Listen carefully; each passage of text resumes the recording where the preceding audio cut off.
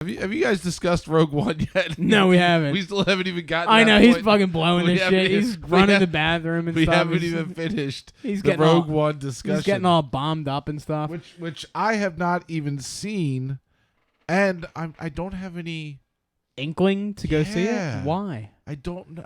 Why? I don't even know what it's about. I don't know the premise. So I know nothing about it.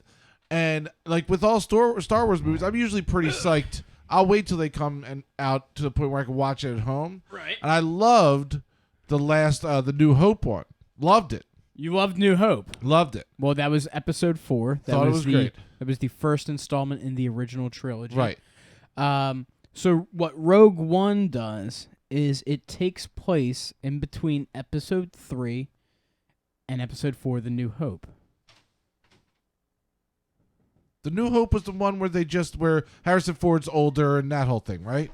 No. No, which one was that one? Episode 4 is the first Star Wars movie, the oldest Star Wars movie. Star Wars.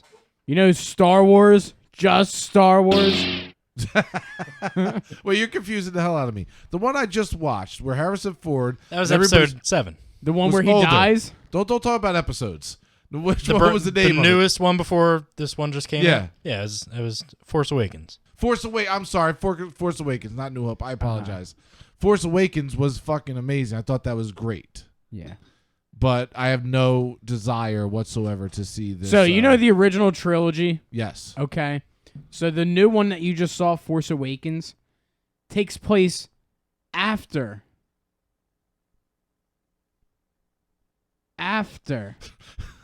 Return of the Jedi. Right. No, I understand that.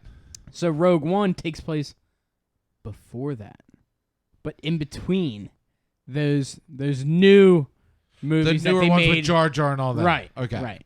Those movies don't exist. For all extensive purposes, they don't exist. I still have Rogue One literally ends up against A New Hope. Like, how does this literally one taste? ends. I seriously don't have any desire to see it. You do. I will see it. You do. How's but this there's one no taste? like You just don't. taste You just good. don't know it yet. I just don't have any desire. Like I said, I will see it, but I'm not like biting at the bit. Claudia tweeted us back for that question on Twitter. She said, "My friend smuggled half a burger that night as well. We were seeing Pixar's Up. We didn't know about the sad part. I never saw Up, so she's got a burger." Oh, here she goes. She says, "Oh my God, y'all are talking about Rogue One now?" Yes, we are talking Rogue One, Claudia. Thank you for checking us out live. Rogue One. Really quick, before we get into our Rogue One spoiler discussion, we're gonna have to pay Mike overtime here. Well, yeah, I brought extra money. Oh, okay. You know, he's a stickler. He's a stickler for money. You whore!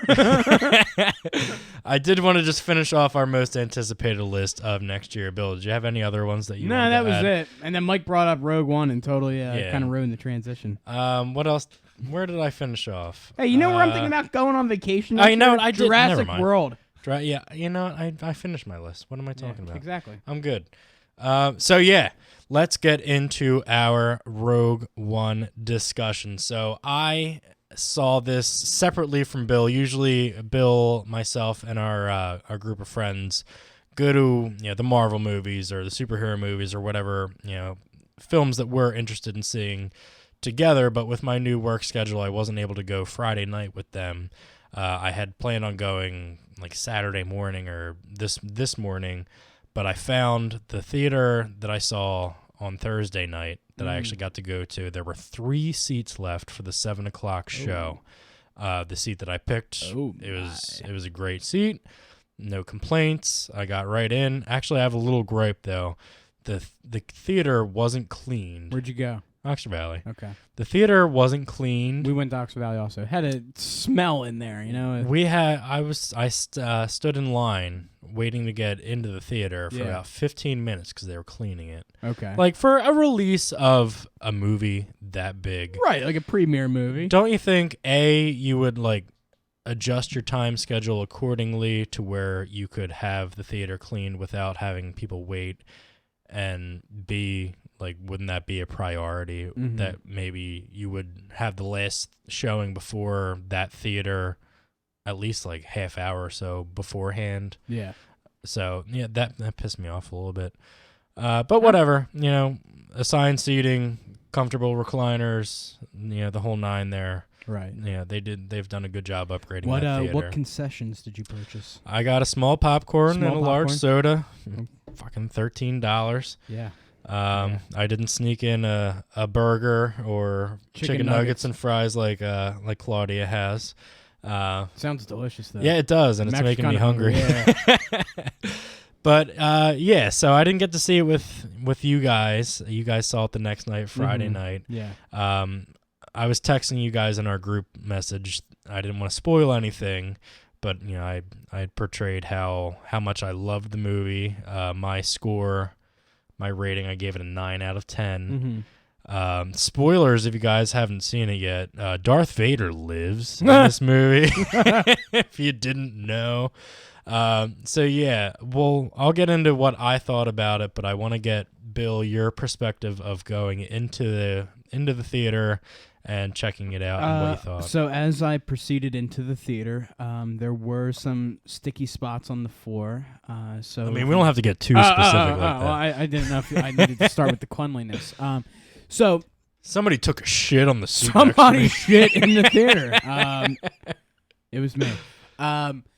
The movie, yeah, I'll give it a 9 out of 10. Also, it really, what I liked is that it really dived into the war aspect. Yes, this movie put the war in Star Wars. Yeah, it absolutely did. And that's what I enjoyed about it. And I think the other part that I enjoy is that it was a one-off movie. Yeah. So that this isn't going to continue in any way. It was a nice filler piece that really, it was a self-contained story. Right. It made you forget about episodes 1, 2, and 3 while really just making you want to watch 4, 5, and 6 that much more again. And to focus on centrally that war aspect, that you're kind of thrusted into when you watch episode 4, and now getting that closure out of it, it was really done well. There was tons of Easter eggs, tons of fun parts in the movie. What was one of your favorite parts of the movie? Probably the final, the whole Vader. final act. I want to get into Vader. I want to talk I about think that Vader specifically. let's just talk now about All right, Vader. we'll do that first. So that I feel like that was like 30 years in the making. Like you just wanted to watch Vader fucking choke force, slash people with the lightsaber, and just oh my god. That was what you wanted for the longest time. Yeah, so, I mean, Darth Vader has been one of the most iconic villains in cinema since he's been introduced on the big screen, but we haven't seen him be as that menacing or that brutal in any of the films. When we saw him about halfway through the film originally, he had that conversation with director Krennic. He force choked him a little bit, and he had that quippy line, "Don't choke on your ambitions." There, I had no problem with it. I've seen people online that are taking some exception with it and calling it corny or whatever. I found it very witty.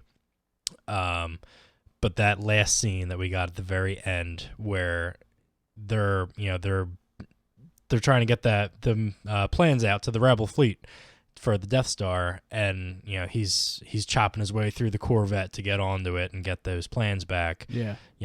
We see the door open, and he emerges out of the shadow, and all those fucking rebels are shitting their fucking pants.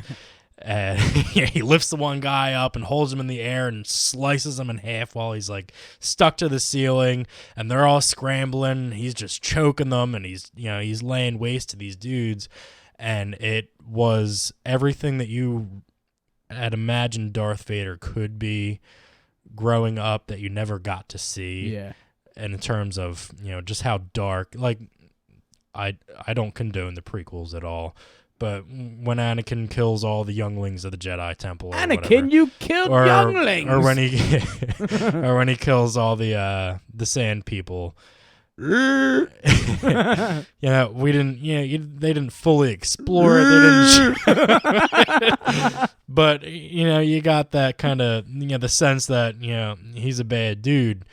But when you see him in his full suit and he's just fucking these dudes up, I didn't think you could ever cheer on a villain and it had like horror aspects to it too.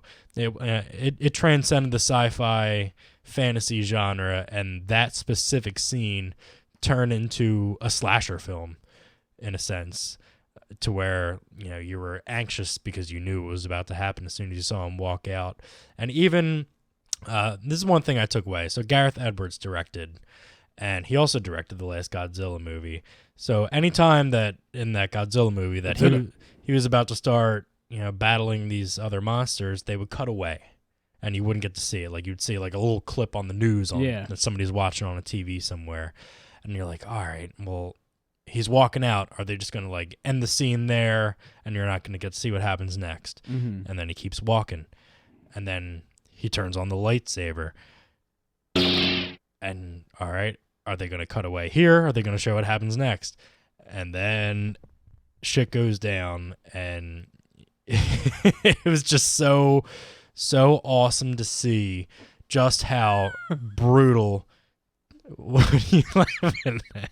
Some Mike just put up on the Facebook feed. Yeah, just seeing how awesome that Vader could actually be. It really had more of an impact to what was going on in the rest of the movie because you knew what was coming next, and just how the film directly ends with the start of A New Hope. Right. That the scene that Vader's in, that continues the very opening scene of A New Hope, when Leia's getting the plans through R2-D2 to send them out to get to the Rebel fleet. Beep boop beep. Probably the coolest part of that, not when he even slashed the dude in half, but when the one guy was trying to get the tape through the door, it was like half cracked open, and he finally gets it through, and then you see the other side of the door when the saber comes through him, through the door too, and like starts cutting away. You're like, oh my god, this dude is just so so brutal. Yeah. But it was awesome to see at the same time. So that was really the icing on the cake for that movie. And the cool thing with what they did with Vader was, I'm sure you noticed too, was how they kept to the original stock of Vader. In Episode 4, how the Vader costume has progressed over the time. But we saw, if you watched Episode 4 and even compared that against Return of the Jedi and stuff like that, the costume, was hindered quite a bit, due to, just quality of product at the time. So you see Vader's helmet is a little bit more matte finish, not so smooth. The eyepieces are that reddish, not they have that like red glare black. in it. Yeah. And how the chest piece and stuff like that is not so even and stuff like that. So they really kept true to some of the restraints of costume making at that time period, to really match up that continuity there as well, which was neat to see. I will say that James Earl Jones's voice as that was the only real thing that took me out of it. You could tell that it wasn't crisp. It wasn't him. It wasn't he's that. aged, Yeah, And I mean, it's a nice, touching tribute. I'm glad he didn't have more lines delivered, as necessary. Yep. But I do agree. It was something that it was a nice homage, but it wasn't clean. It wasn't that crisp. Yes, you could tell it was him, but that delivery, that cadence, he sounded like winded a little bit. And so I am glad to see that they were able to work him in there, but I'm also even more glad to see that they didn't, put him through the trouble of having to do more lines and I don't think that you necessarily needed Vader to be a giant part of the movie. I mean, he was in the two scenes, the one with Krennic. It set up. That was a really big character building moment for Ben Mendelsohn's director Krennic to where you could see where his ambitions really lied. He was a go-getter. He was out to advance his own career. He wanted control of the Death Star, and he was pitted up against Moff Tarkin, or Governor Tarkin, where he still is in this movie, with the ranking. But yeah, he was dead set, pitted against Tarkin there. So he went to Vader to, try to sway his favor to, get a little bit more in with the Emperor. And Vader wasn't having any of that, because him and Tarkin are boys, really. Yeah. So, he force choked him out, don't choke on your ambitions, trying to tell him to be not too big for his own britches there. But yeah, that was a really big moment in Krennic's story, seeing where he was in terms of advancing his own aspirations and his own career. Mm-hmm. And I really like how Krennic was fleshed out. We could see his flaws throughout. His anger and his motivations kind of tempered the way that his actions played out, which was good, because we didn't need him to be another Darth Vader. Yeah. We didn't need him to be like an omnipresent force in the movie, where he's like, oh, this ultimate bad guy who they need to take down. He was a human who had his own flaws, his own aspirations, his own motivations for things, and he let things get in the way, and he played that very well. Ben Mendelsohn is an incredible actor, and he played that part really, really well. It was really quite tremendous. Yeah, it was tremendous, phenomenal. So, what did you think about Ben Mendelsohn's Krennic character, Bill? Yeah, like you said, it provided that certain layer to the film. It showed a man that was desperate to be in a powerful position. Obviously seeing the way that the Empire was building itself up, and here's a man who's trying to position himself and make a name for himself within the Empire. Yeah. And only to be forced out in that corporate structure of the Empire, and to have little to no say once Governor Tarkin gets his hands on things and really makes the name for himself, and you have Vader come in and do his thing and really push him out, and obviously he goes to whatever lengths he can to save his job, his career, his name, and unfortunately he does not succeed. Yeah. Another big part of the film, but also not a big part of the film, was the actual rebel team. Yeah. The CGI used there. What I really liked about this film was that it wasn't character-centric like you might have anticipated it to be, or even thought about during any of the trailers or TV spots that we've seen. Like Jyn Erso, for instance, she's the showcase of the trailers, the TV spots, all the promo material. But I didn't feel like her role in the film was actually, detrimental to the plot. She served her purpose and she had her things to do in the film, but it wasn't about her. It wasn't about any of the individual team members on, our core rebel team. This movie was about the theft of the Death Star plans to get to the rebel fleet. And that's the good part, is that this movie was a Don't get too proud of this technological terror you've constructed. This is a one-off movie. So the fact that so many people were gonna die, trying to get many Bothans died, trying to get these plans. No Bothans died in this movie. No Bothans died. No Bothans. But that's the thing. The fact that this is a one-off story, there didn't need to be a whole, warming up, getting to introduce characters. It was really just, this is what it was. This is how they're gonna do it, and they're dead. Yeah. Spoiler alert. Everybody dies in this movie. Everybody dies. Everybody dies. Sometime. I've been reading a lot of the have you? The canon books. I read what was the one? I can't think of it right now, but I'm reading Life Debt right now. The newest one that came out was Catalyst, which was a tie-in to Rogue One, which goes into more backstory and depth of the characters that you do see in Rogue One. I haven't gotten to check that one out yet, but I'm very interested in doing so. But just seeing the way that, in this movie, the Rebel Alliance was not... You may fire when ready. They're not like the happy-go-lucky crew that you see in A New Hope or any of the the original trilogy movies. They're not like, oh, these are the good guys and they're gonna go save the day. These are, especially because you get to see more of an Imperial view of the way that things are going. They're terrorist cells. They're insurgents.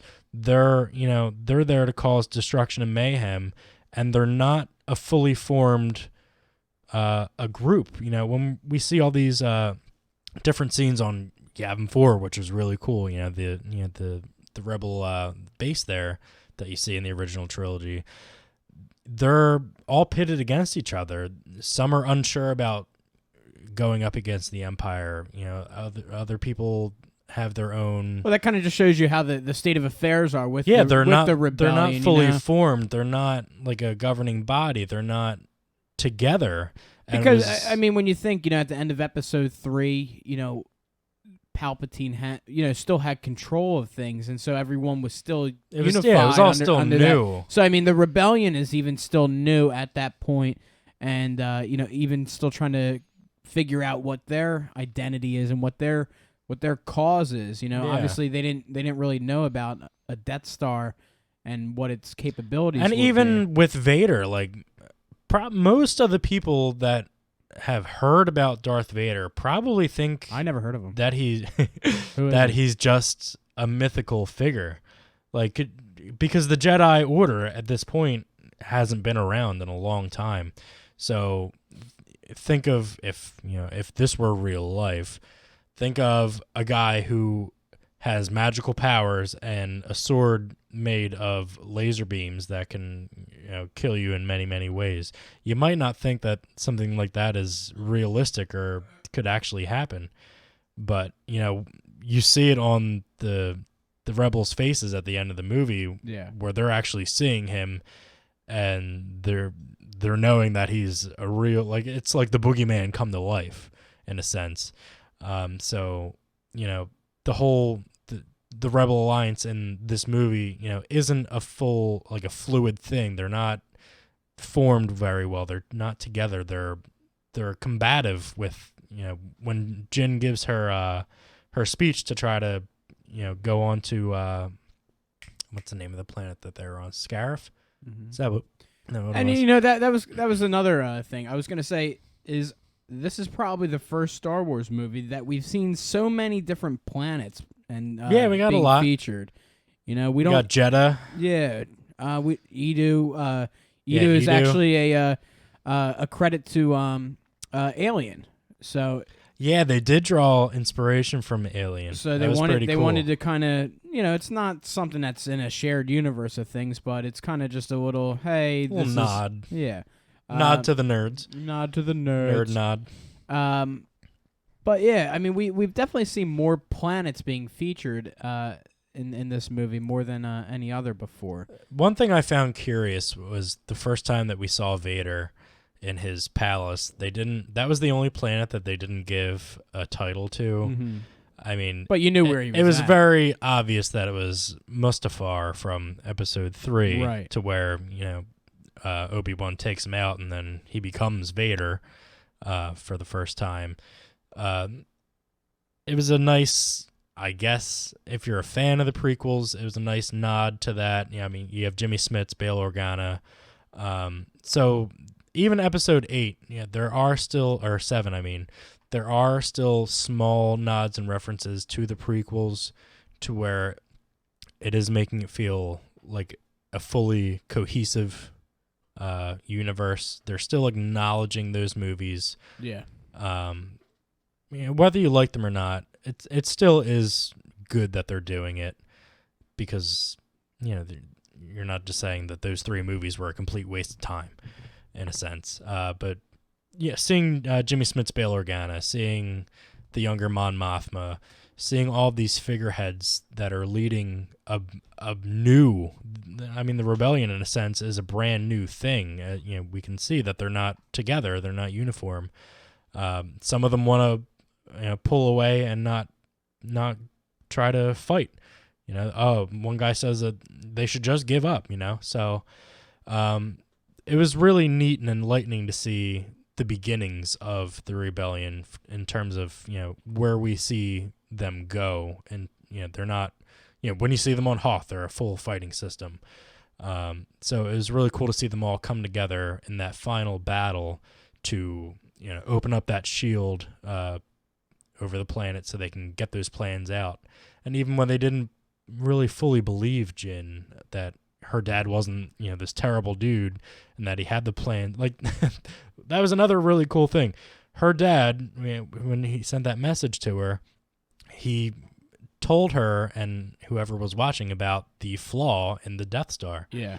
That there was that one reactor that if there was any kind of disturbance on it, that it would destroy the whole system. Yeah. So that gives credence, like, how did the rebels, like, if you were just watching episode 4 for the first time, how did they defeat the Death Star? How did they know how to blow it up? Right. I mean, you could tell from the opening crawl that the rebels got those plans out, but how did they know precisely where to hit it and how to hit it? And he goes ad nauseum about where and when to do this, and it was a really, really cool tie-in for me to see how they got And this knowledge. it was cool, elaborating on that fact is seeing the squadron leaders come back. Yeah, too, blue leader, red leader, gold leader. So Yeah, it was definitely they really used cool. CGI from the original footage. Red leader standing by. Gray leader standing by. Green leader standing by. Lock S-files and attack positions. I'm trying to play a clip here on my computer using the aux cable, and it won't work. That's the aux cable. Will it work now? Will it? Will it work? What do you got? Will it work? All wings, check in. Red 3 standing by. There you Red go. 6 standing by. Red 5 standing by. Red button standing by. Red Fox standing by. Big Red standing by. Red October standing by. Helen Reddy standing by. Simply Red standing by. I don't think I heard that part in the movie. Red October standing by. What was that sound clip? It was Yoda. Oh. Yoda wasn't in this movie. But yeah, what were some of your favorite characters from this film? Like we were saying, the characters weren't really the driving engine of this film. It was more of the story and the plot. The Asian dudes were cool. Donnie Yen and yeah, I mean, it was nice. It was cool to see, the blind one. Donnie Yen. Yeah, it was cool to see him. Obviously, he's not a trained Force master. No, he's Force sensitive, but he's Right. not a Jedi. So it was cool seeing like how even the Force sensitive, you want to call it, it was interesting because like at the end, even when he just starts plainly just walking through Nothing was blaster hitting him. fire. Yeah, but that's not necessarily the Force in a way, but it was. Isn't it? It was almost just how naive he could also be at the same time, but just how much people thought the Force was around them. It was just the thought of the Force. And it was very cool to see the Force in that manner, be talked about. The one thing for me though was, finally we get explanation of kyber crystals. Yeah. And how they work. So, Bill, what are kyber crystals? Well, kyber crystals are basically what powers lightsabers, which is why they were harvesting them on Jeddah, which is where the Jedis were once founded. And we saw in that one scene, we saw, obviously there was a remnant of a fallen Jedi with a lightsaber. Yep. In the sands on Jeddah, and the Empire was harvesting the crystals on that planet for the powering of the Death Star. So It's a trap! It's a trap. So we finally get a little bit of explanation as to what powers them, what powers the Death Star. Yeah. And just adds to the, the foundation of the storyline here. And we know now, there are different types of kyber crystals. Mm-hmm. That's why, most of the Sith have a red lightsaber, because they were, forced to mine their crystals from a certain area. Meanwhile, that's why the Jedis are, more of a different color in nature. So, and it powered the laser cannon on the Death Star as well. The Death Star, yeah. That's no moon. No moon. You may file when ready. I also found it really cool. Like, this film was really about, as we said, it was about the Death Star, and I really liked how they didn't just go around and start blowing up planets right away. Mm-hmm. The first planet that they do blow up. Yeah, is I Alderaan. will say that was cool that they didn't. This film was about the testing of the Death power Star. that they did demonstrate was, let's do some low level damage, which was still pretty. Yeah, I mean, pretty inflicting. If imagine a little test drop of the Death Star basically destroyed. Like, if you were to just target us right now in Westville, New Jersey, it would destroy, like, Cherry Hill, Philadelphia, and pretty much the realistically, tri-state it would probably area. take out the whole, like, a quarter of the planet. It really would. Like, look at the dinosaurs, but an asteroid comes and, think of all the debris that are going to be up in the air and clouding the atmosphere. So while it didn't fully, just go out and destroy the planet, essentially, it killed that planet, in that sense. So yeah, it was a testing ground for the Death Star and the cannon to be able to go out and do those things. And one of the really, I guess, sadistic way of looking at it in a cool sense is that they had no qualms in doing that. Go out and destroy the city. And they went and did it without hesitation or thinking twice about it. They destroyed Jeddah right away. And then even at the end, when they destroyed the last planet that they were on and everybody dies, they knew what they were doing. They knew that they could do it, and they wanted to see just how far they could go. And, that leads directly into the original trilogy, which was just so cool to see come full circle. Ooh. I have some more cool.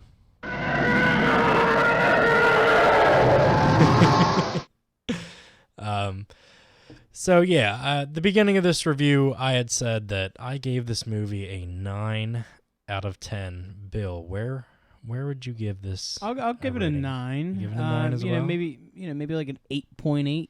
Okay. Name one thing in this movie that you did not like. One thing I did not like.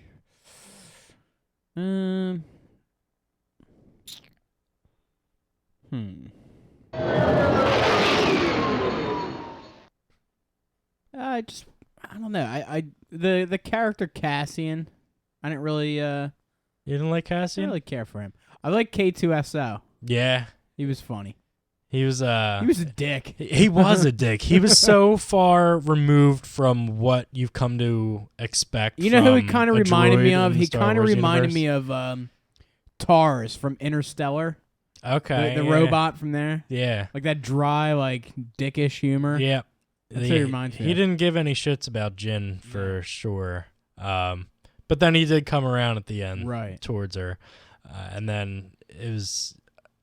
I mean, if you were of the belief that none of these characters were going to be making it out of this movie, because have you ever seen them again in any other things?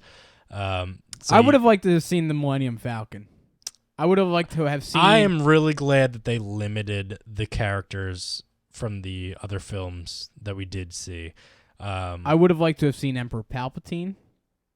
I'm okay with that because, again, much like Vader... Like, he is a figurehead that not many people have ever seen or have really known that are actually real. So it kind of gives them that, like, mythological status to where, like I said, it's the boogeyman come to life. Like, you've never seen this person. Like, could you imagine us having a president that you've never seen, you've never heard talk, you've never seen out in public or whatever it may be, but he is your supreme overlord ruler, and it gives it that, that ambiance of something greater that you just aren't privy to.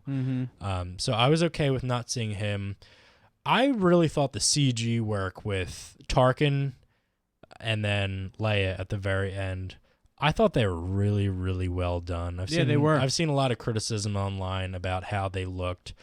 I think Leia was spot on perfect. Tarkin, you could tell that she was in Avengers. She's in a scene with Tony Stark.